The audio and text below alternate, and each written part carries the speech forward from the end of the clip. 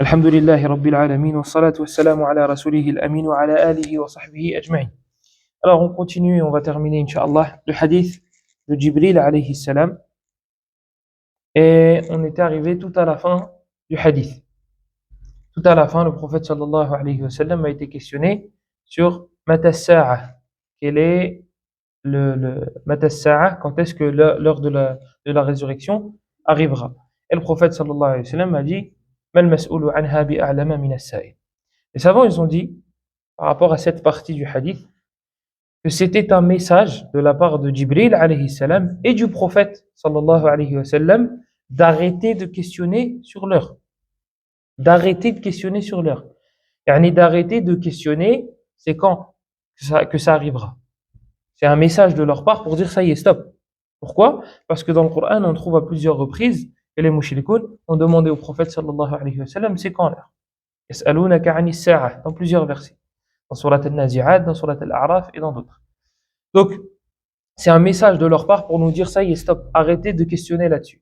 Par contre, ce sur quoi on a le droit de se poser des questions, c'est 'an 'alamatiha, sur les signes de la fin de l'heure. Et on en a parlé la semaine dernière, on a parlé des grands signes, al-kubra wa as-sughra. Ensuite, le rapporteur, Omar ibn al-Khattab radiyallahu anhu, il nous dit quelque chose à la fin. Donc on a vu que le prophète sallallahu alayhi wa sallam lui a donné la réponse par rapport au signe. Il dit, Omar radiyallahu anhu, qu'après il est parti. Après Omar radiyallahu anhu, il est parti. Donc l'homme, il est sorti, l'homme qui est Jibril alayhi salam, il est sorti, Omar, il est parti, et le prophète sallallahu alayhi wa sallam, il a dit à Omar, Ya Omar, atadri man is-sa'il? Le prophète sallallahu alayhi wa sallam, il a dit à Omar, il lui dit, est-ce que tu sais qui est celui qui nous a posé la question, celui qui est venu me poser des questions? Omar radiyallahu anhu, il a dit, Allah wa rasuluhu a'lam. Il a dit, Allah et son messager sont les plus savants. Cette phrase-là, on avait déjà dit, est-ce qu'on avait le droit de la dire ou pas? Allah wa rasuluhu a'lam, on avait déjà dit, on l'avait dit il y a 2 semaines, est-ce qu'on avait le droit de la dire ou pas? Donc le prophète sallallahu alayhi wa sallam, il dit, atadri man is-sa'il? Il dit, est-ce que tu sais qui est-ce qui est venu me questionner? قال الله ورسوله أعلم فقال إنه جبريل أتاكم يعلمكم دينكم. Il lui dit, le prophète sallallahu alayhi wa sallam, c'est Jibril, il est venu vous enseigner votre religion. Hadith, il se termine là. Hadith dans Sahih Muslim, il se termine là. Il faut savoir que ce hadith-là, il y a des savants qui ont écrit des livres juste sur ce hadith-là. Il y a certains savants comme Al-Qurtubi, il me semble, qui a appelé non, il a appelé ce hadith-là Ummu Sunnah. Ummu Sunnah, si on traduit littéralement, c'est la mère de la Sunnah. Il y a une sourate qui s'appelle Ummul Qur'an. Yani la mère du Qur'an. C'est laquelle? Al-Fatiha. Al-Fatiha. Pourquoi? Parce que le Fatiha, c'est la meilleure. L'essence du Qur'an, ils sont réunis dans la Fatiha. Il y a les savants, comme Al-Qurtubi, ils disent que la religion, la sunna du prophète sallallahu alayhi wa sallam, elle est réunie dans ce hadith-là. Donc, en termes de Qur'an, c'est le Fatiha. En termes de sunna de hadith, c'est le hadith de Jibril alayhi wa ala nabiyyina salatu wa salam. Donc, il y a plein de leçons à tirer de ce hadith-là et c'est ce qu'on va voir aujourd'hui. Et Inch'Allah, on fera que cela. La première chose que les savants ont tiré de ce hadith-là, et là c'est un ishkal, c'est aussi un problème. C'est une faïda sous forme de problème. Le Jibril alayhi salam, lorsqu'il est rentré et qu'il a posé la question au prophète, il lui a dit Ya Muhammad. Nous on sait, il y a un verset dans lequel Allah il nous dit de ne pas appeler le prophète sallallahu alayhi wa sallam par son nom. Il dit pas Ya Muhammad, j'ai quelque chose à te dire. Ya Muhammad, j'ai quelque chose à te dire. Non. Ya Rasulallah, Ya Nabi Allah. Tu dis pas Ya Muhammad. Jibril il est rentré, il dit Ya Muhammad. Donc là-dedans, il y a quelque chose à en tirer, mais c'est un problème aussi. C'est sous forme de problème.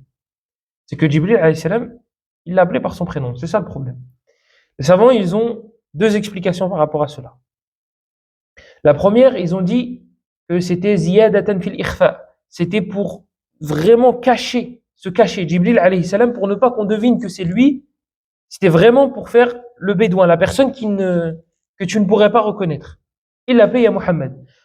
Parce que s'il l'avait appelé Ya Rasulallah, peut-être que les autres, ils se seraient dit, il le connaît, c'est peut-être Jibril, il se comporte bien avec lui. Non, pour se cacher, pour bien jouer son rôle, Il a dit à Mohammed. Ça, c'est la première explication possible.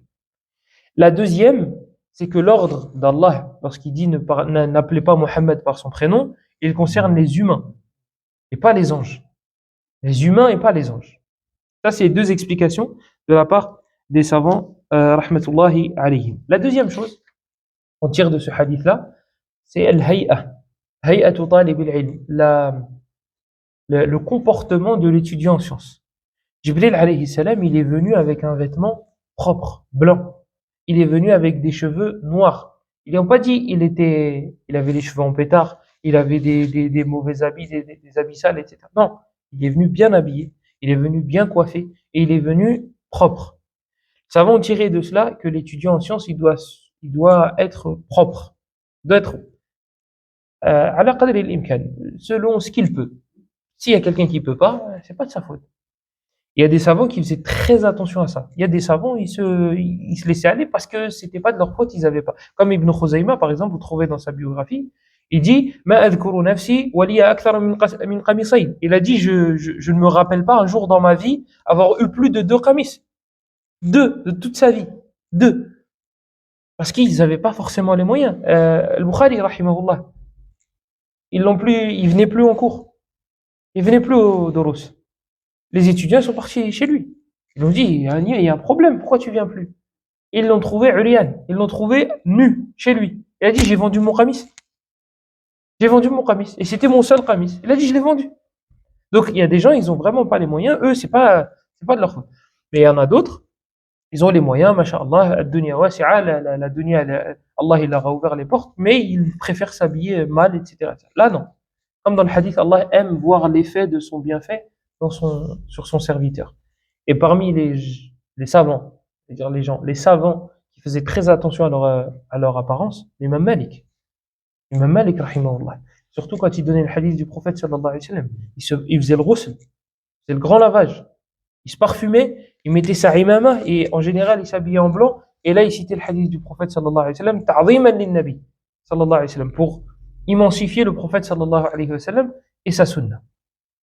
Donc, ça, c'est un message pour les étudiants en sciences de bien s'habiller, de bien se comporter aussi. Parce que Jibril, alayhi salam, comment il s'est assis auprès du prophète, sallallahu alayhi wa sallam? Il s'est assis, les savants, ils ont dit, hay'atu tashahhud. Comme on s'assoit pour le tashahhud dans la prière. Quand on s'assoit pour faire le tashahhud, ils disent que Jibril, alayhi salam, il s'est assis comme ça auprès du prophète, sallallahu alayhi wa sallam. Parmi les leçons à tirer de ce hadith-là, c'est que le djihad, la guerre sainte, sera présente jusqu'au jour de la résurrection. Ça ne va pas s'arrêter. Donc il va y avoir des guerres. Il va y avoir des guerres. On ne les demande pas. On ne va pas attaquer, on ne va pas poser des bombes. Non. Nous, on a juste un signe, on a juste des textes qui nous disent que des batailles vont arriver. Des batailles vont arriver. Comment on a tiré ça de ce hadith-là? C'est simple. Le prophète sallallahu alayhi wa sallam, qu'est-ce qu'il a dit? Il a dit qu'il y allait avoir des femmes qui allaient être des servantes. Les servantes, comment tu les as? Tu les as pendant les batailles. Quand il y a des batailles entre les mécréants et les musulmans, et que les musulmans gagnent, eh bien ils prennent les mécréantes et ils en font des servantes. Ça veut dire qu'il va y avoir des batailles. Donc de là, les savants ils ont dit qu'il va y avoir des batailles et que les musulmans vont en gagner. Les musulmans vont en gagner et ils vont même pouvoir récupérer les femmes. Donc le jour de la résurrection, donc les batailles, il y en aura après, malheureusement. Malheureusement. Un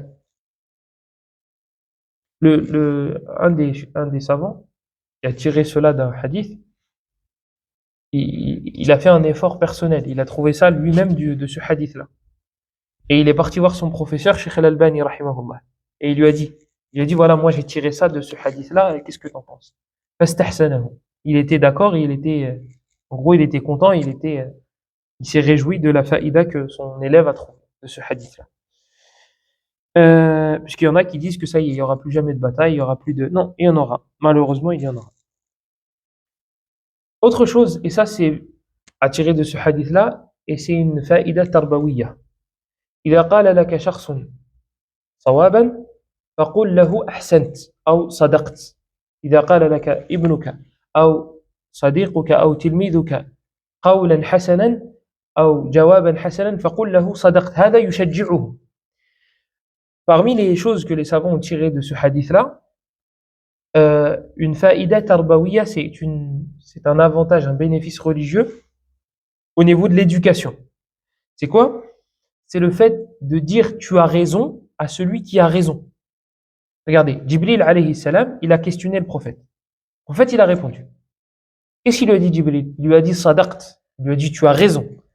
Ce petit mot-là, il peut être une cause pour que l'étudiant il ait du courage, de la confiance. L'étudiant, l'enfant, l'élève, l'ami, tu lui dis, t'as raison, sadaqt, tu as raison. Juste cette phrase-là. Surtout si tu es dans la position du professeur. Moi, je me rappelle, quand on nous posait des questions et qu'on répondait bien et que le professeur nous disait sadaqt, il nous disait, t'as raison, on était content. Alors que c'est rien, c'est pas une jaïza, c'est pas un cadeau, mais on était content. On était content. Donc, ça, c'est une faïda tarbawiya. C'est une faïda qui est en rapport avec l'éducation. Quand l'enfant, il fait quelque chose de bien, il faut lui dire. Quand l'élève, il fait quelque chose de bien, il faut lui dire. Tu as raison, c'est bien, sadaq, pour l'encourager. Tout comme on lui fait des reproches lorsqu'il fait quelque chose de négatif, eh bien, on va l'encourager lorsqu'il fait quelque chose de positif. Là, le prophète, Jibril alayhi salam, il lui dit sadaq, il lui dit t'as raison. Et je vous rappelle que Jibril alayhi salam, il a fait ça pour une raison bien précise, qui a été citée par le prophète à la fin du hadith. Il lui dit atakum liyuallimakum dinakum. Il est venu pour vous enseigner votre religion. Donc c'est un enseignement. Même ce sadaqt, tu as raison, c'était un enseignement. Autre chose à tirer de ce hadith-là, c'est que le savant, le père, le professeur, etc., lorsqu'il y a quelque chose qui prête à confusion, il faut qu'il enlève cette confusion. Il faut qu'il enlève cette confusion. S'il y a quelque chose, vous savez, un jour, le prophète sallallahu alayhi wa sallam, il a fait la salat et il s'est levé direct. Après la salat, dès qu'il a fini, il s'est levé, il est parti. Et il est revenu. Après, il est revenu. Là, il y a quelque chose qui prête à confusion. Le prophète sallallahu alayhi wa sallam, d'habitude, il reste assis. Il fait son tasbih, etc., etc., etc. Pourquoi il s'est levé direct? Là, ça prête à confusion. Et bien, qu'est-ce qu'il a fait le prophète? Quand il est revenu, il a dit, vous savez pourquoi je me suis levé? Parce que j'avais une part de la zakat qui était chez moi et je ne voulais pas qu'elle reste à la maison. Je suis parti la donner. Regardez, là, il y a un truc qui prête à confusion. Il l'enlève. Il enlève un autre hadith. Vous savez, la nuit, à l'époque, il y a, dans certains coins au bled, c'est toujours comme ça. Dans nos pays, quand il n'y a pas de lumière dehors, il n'y a pas de lumière. Quand il fait nuit, et il n'y a pas de lune, il fait noir, noir. On voit rien. À l'époque du prophète, sallallahu alayhi wa sallam, il était dehors avec une de ses épouses. Je crois que c'était Maïmouna. Ou Safiya. Safiya, je crois. Et il croise des compagnons. Donc les compagnons, ils voient le prophète, ils voient quelqu'un à côté, c'est une femme, et ils partent. Et le prophète, sallallahu alayhi wa sallam, il leur dit, attendez, c'est mon épouse. Innaha Safiya. C'est ma femme. Je dis, ah Rasulallah, on va pas penser quelque chose de mal sur toi. Le prophète sallallahu alayhi wa sallam, il a dit, Inna ash-shaytana la yajri min ibni Adam majra ad-dam. Le shaitan, il court, il circule dans le fils de Adam comme le sang. Aussi rapidement que le sang. Tu sais pas. Peut-être que c'est passé par sa tête, peut-être que shaitan, il est rapide. Donc il a voulu enlever le labs, il a voulu enlever cette confusion. Il a dit, c'est mon épouse. Donc, de là, les savants de ce hadith-là, ils ont tiré le fait d'enlever, lorsque ça prête à confusion, d'enlever ce labs-là. Où ils l'ont tiré de ce hadith-là? Ils l'ont tiré à la fin du hadith. Qu'est-ce que le prophète, il a dit à Jibril, à Omar? Il lui a dit, est-ce que tu sais qui est le questionneur? Tu sais qui est-ce qui est venu me questionner? Donc, ils lui ont enlevé la possibilité que ce soit quelqu'un d'autre, que ce soit, etc., etc. Donc, il a enlevé cette confusion-là de lui-même. Maintenant, si la personne ne le fait pas d'elle-même, et que tu vois quelque chose qui prête à confusion, va lui demander. Au lieu d'aller parler, oh, il y a un frère, il a fait quelque chose de bizarre. Non, va le voir et dis-lui, Akhi, voilà, il y a quelque chose, je sais pas comment l'interpréter, j'ai vu ça. C'est comme un frère, à Paris, Nasrallah al-Afiyah, il avait un cancer. Et il a dû faire la chimio.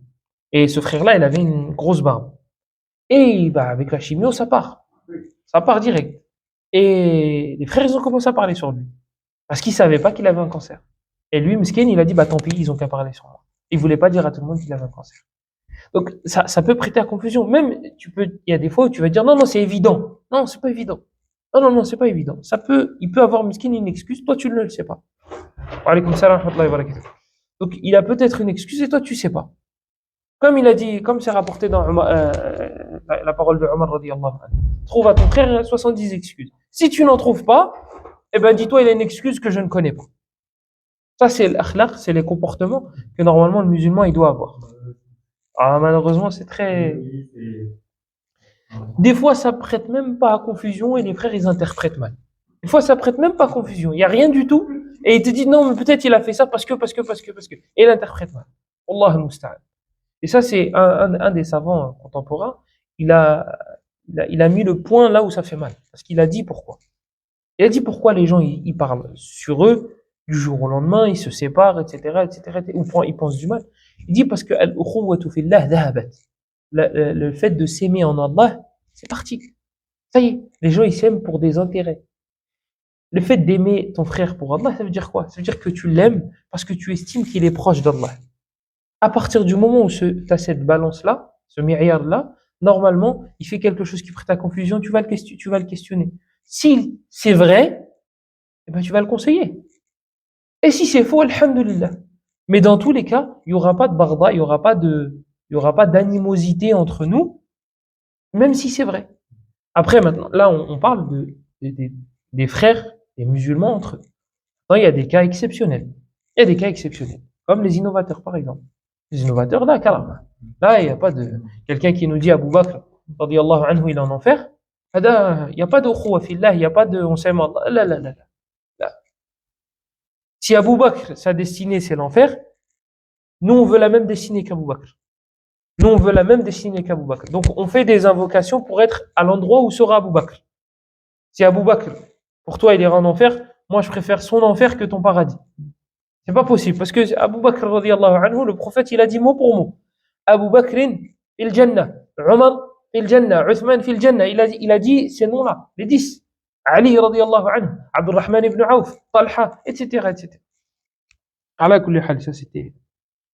Donc, al-ukhuwa fillah, malheureusement, le fait de s'aimer en Allah, c'est presque parti. C'est pas totalement parti, alhamdulillah. Il restera toujours dans la communauté de Mohammed sallallahu alayhi wa sallam du khair, mais Allah musta'an, c'est très rare. Donc ça c'est hadith de Jibril. Non.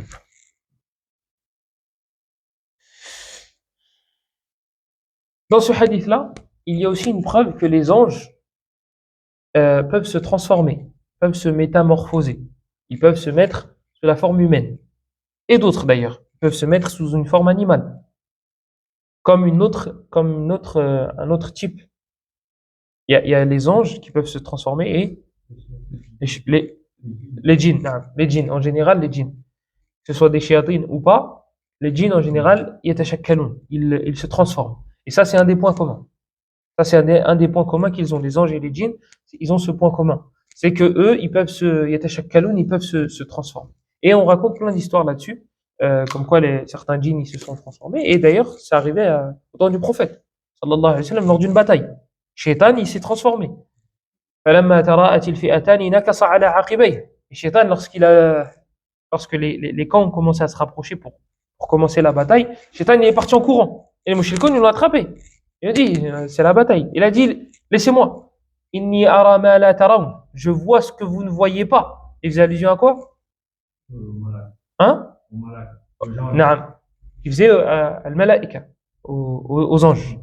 Et en plus, dans cette bataille-là, il me semble qu'il y avait Israfil, il y avait Jibril. Et ces anges-là, c'est les plus costauds. Israfil, Jibril, et le troisième, c'est Mikaïl. Ces trois-là, c'est les plus forts. C'est les trois anges les plus forts. Israfil, Mikaïl et Jibril, alayhimu salatu wassalam. Jibril, bien sûr, est au-dessus des deux autres. Il est au-dessus des deux autres. Donc, Shaitan, il les a vus. Al-Shahid, ce qui nous intéresse ici, c'est que Shaitan, il s'est transformé en un humain. Le hadith d'Abu Huraira, radiyallahu anhu, lorsqu'il gardait la zakat. Shaitan, il est venu sous la forme, un démon est venu sous l'apparence d'un humain. Même si dans une version dans le Bukhari, il me semble, il avait ses mains, c'était des pattes de chien. Et ça peut arriver, s'il se transforme, si la transformation est incomplète, etc. Mais ce qu'il faut savoir, c'est que s'ils se transforment, ils sont faibles. Ils se transforment, ils sont faibles. Ils sont très vulnérables. C'est pour ça qu'ils ne le font pas souvent. Là, je parle des djinns, hein, je parle pas des anges. Les anges, mais les djinns, s'ils se transforment, ils sont faibles. S'ils sont sous la forme d'un chat, ou d'un chien, ou d'un humain, ils sont très faibles. Ils sont très faibles. Et on raconte, Allahu A'lam, qu'un des signes d'un djinn qui s'est transformé, c'est qu'il n'a pas d'ombre. Ils disent qu'il n'a pas d'ombre. Ils disent cela. Il y a une légende, enfin, moi je croyais que c'était qu'une légende, c'était le fait que les chats noirs sont des shayatin, ou sont des djinns. C'est possible, comme ça peut ne pas l'être. Il y a des chats noirs qui sont des chats noirs. C'est des chats. Et il y a des chats noirs, naam, c'est des shayatin. Oui, ça c'est vrai. Mais pas tous. Pas tous. Ça peut être des djinns, ça peut être des chats, sakin, c'est juste des chats. Parce que cette histoire de chat noir, de chien noir, etc., Ibn Taymiyyah, rahimahullah, il en parle. Et il dit qu'en fait, la couleur noire, lorsqu'ils se transforment, les démons, c'est une couleur dans laquelle ils sont un peu plus forts. Donc, les chats noirs, naam, ça a une base. Les chiens noirs aussi. Pas les chats noirs, ça porte malheur. Ça n'a pas de base. Nous, en islam, on n'a pas de porte-malheur ou de porte-bonheur. On n'a pas. Même si c'est du Coran. On n'a pas de porte-bonheur. Celui qui donne le bonheur et celui qui le repousse, c'est Allah, subhanahu wa ta'ala. Donc, Jibril, alayhi salam, il s'est mis sous la forme humaine. Il y a un verset dans le Coran qui dit que Jibril, alayhi salam, il s'est mis sous la forme humaine pour venir voir une personne qui n'était pas un prophète. C'est qui? Dans le Coran, vous connaissez tous l'histoire. Dans le Coran, Jibril, alayhi salam, il est venu sous la forme humaine pour venir voir une personne qui n'était pas un prophète. Maryam. Maryam, alayhi salam. Maryam, alayhi salam, lorsque Jibril il est venu pour lui annoncer Isa, alayhi salam. C'était Jibril, alayhi salam. Il est venu sous la forme d'un homme. Donc, un humain normal peut voir un ange.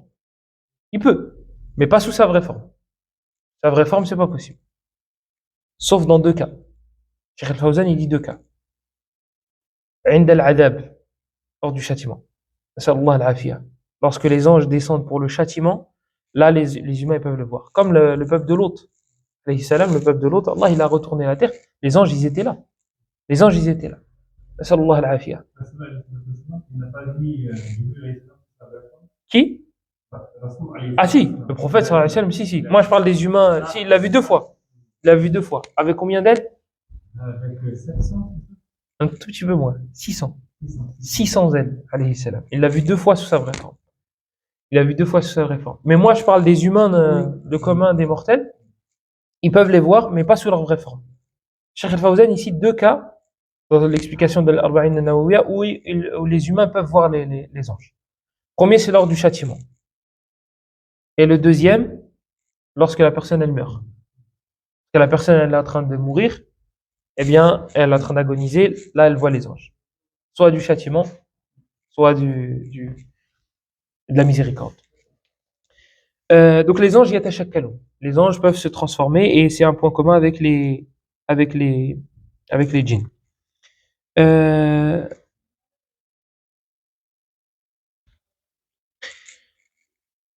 Il y a aussi une autre chose à tirer, c'est le fait de passer le salam, le fait que celui qui doit passer le salam, c'est celui qui rentre. On est assis ici, il y en a un qui rentre. C'est à lui de passer le salam. C'est à lui de passer le salam. Et s'il y a une personne importante dans l'assise, eh bien, elle va le voir en premier. Là, le prophète sallallahu alayhi wa sallam, c'est lui. De là, il y a une mas'ala aussi qui est intéressante. C'est, imaginons, vous avez une personne importante qui est à gauche de l'assise. Elle est à gauche. Et vous voulez commencer par la droite. Commencez par la droite ou par la gauche? La gauche, il faut commencer par la personne la plus importante. Là, si tu commences par la personne la plus importante. Ouais. Là, on est à 24 minutes. Au moins une vingtaine de minutes. Il n'y a pas de problème. Il y a pas de problème. Du coup, si la personne importante elle est à gauche, que vous voulez commencer par la droite, vous commencez par la gauche. Commencez par la personne qui est importante. Commencez par la personne qui est importante. Maintenant, si les personnes sont du même rang et que vous voulez commencer par là, il y a aussi un problème. c'est que si la personne à gauche, là, on va dire qu'il n'y a pas de personne importante. D'accord? Vous avez une personne à droite, une personne à gauche. La personne à gauche, elle vous tend la main. Commencez par la gauche. Parce que là, vous risquez de faire une chose, vous voulez faire quelque chose de bien, mais vous allez faire quelque chose de mal en même temps. Parce que lui, ça risque de le casser intérieurement, ça risque de, donc là, vous commencez aussi par la gauche. Donc il dit, ابتداء الداخل بالسلام على جميع من دخل عليهم. Celui qui rentre, il passe le salam à tout le monde, mais il se met en direction de celui qui est le chef, entre guillemets, de l'assise. Là, c'était le prophète, sallallahu alayhi wa ala alihi wa sallam.